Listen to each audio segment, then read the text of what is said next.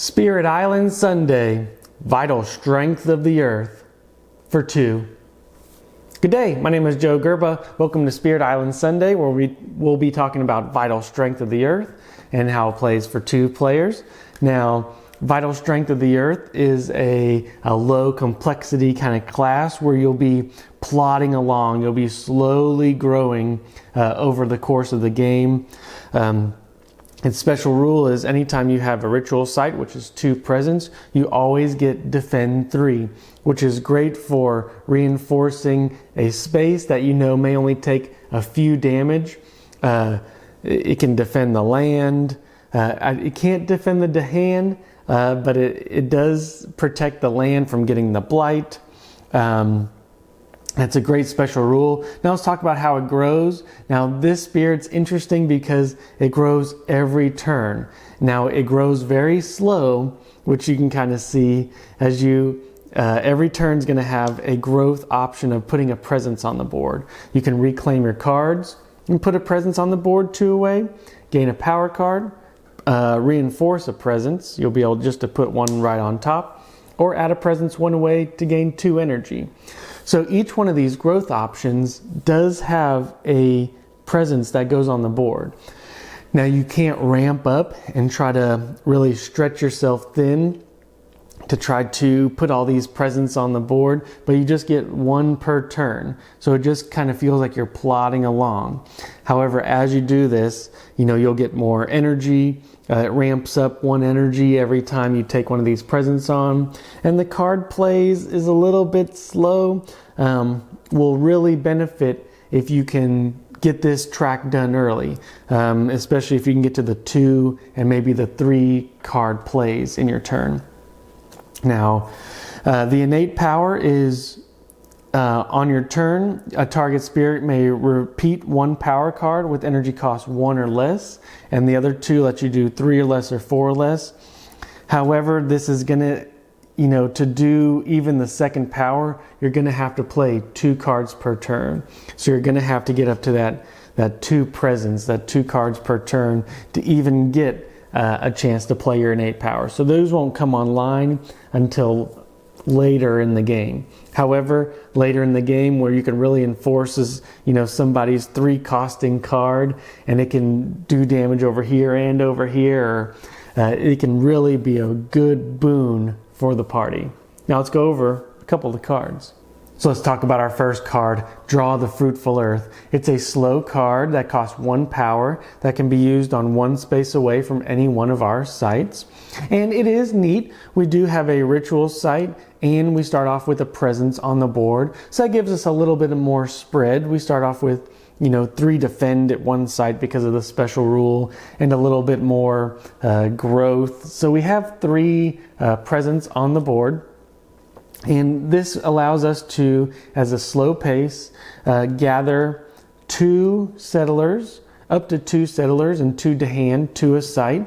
Now this can be very beneficial and to play after a new settler comes out. If this new settler came out in the wetlands and you don't want them to build next turn, well, you can use this as kind of reaction to go, well, instead of building, I can gather them here.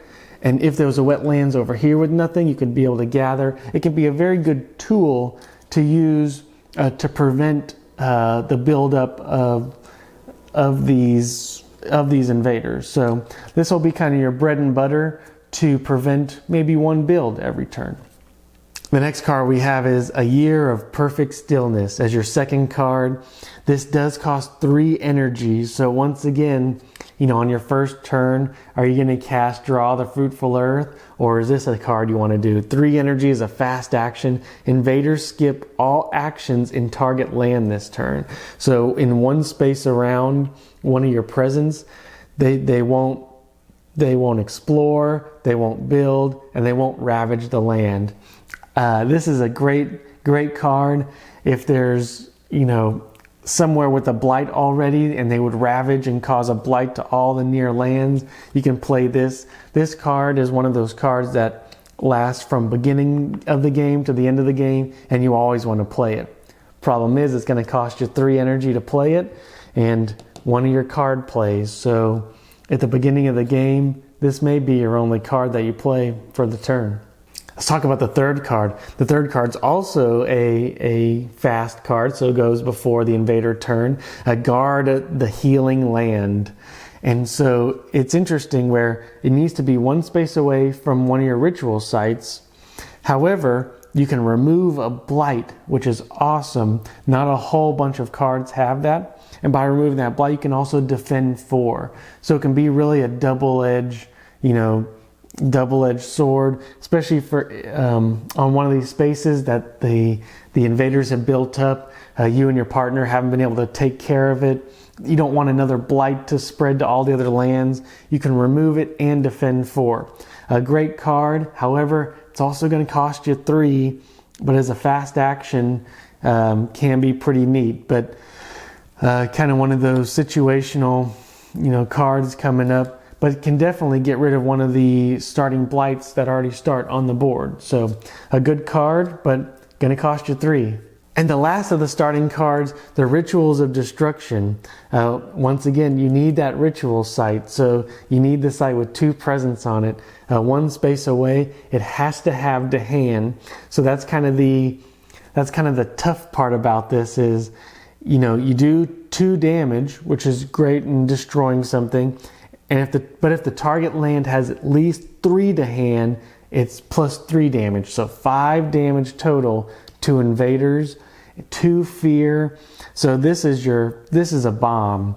This is one of those where, say there was a city, a town, and you just wanted to do some damage. It's great. The problem with this card, and the part that I have trouble with, is it's a slow card.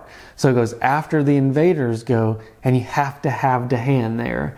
So if there was a lot of stuff in a space, they'd have to survive an attack, or you'd have to move those to hand, beforehand, or hit something that's not going to get ravaged, that hasn't been ravaged this turn.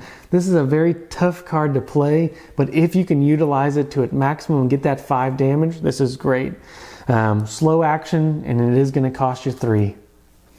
So Jagged Edge does introduce 2 new aspects. One is might.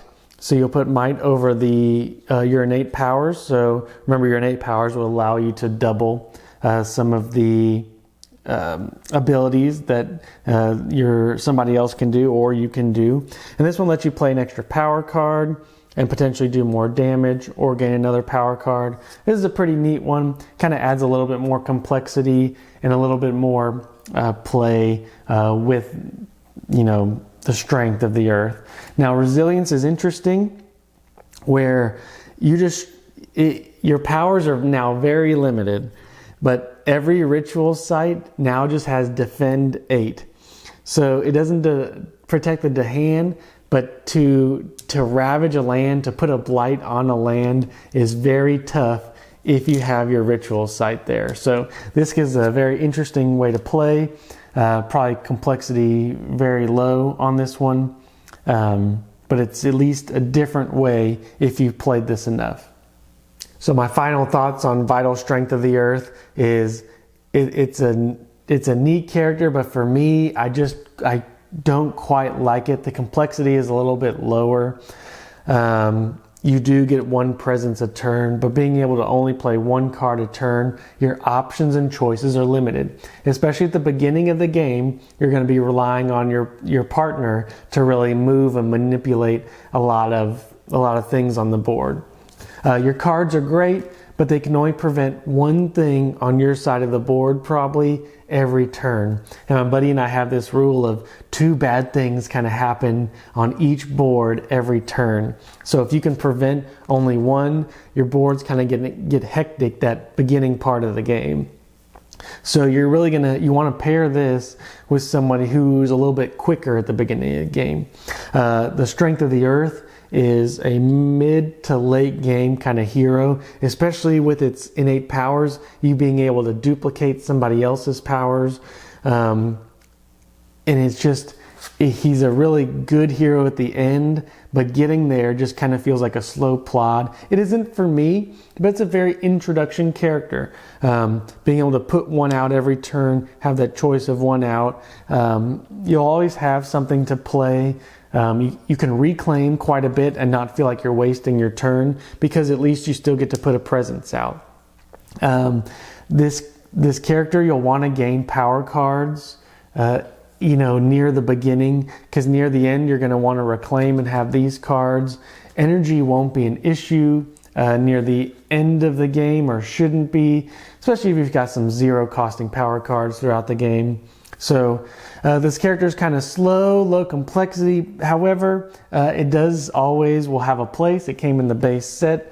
I still enjoy the character. It's just not one of my favorite, but if to put a presence on the board every turn, being able to do that slow grow, be a force to be reckoned with in the middle end game.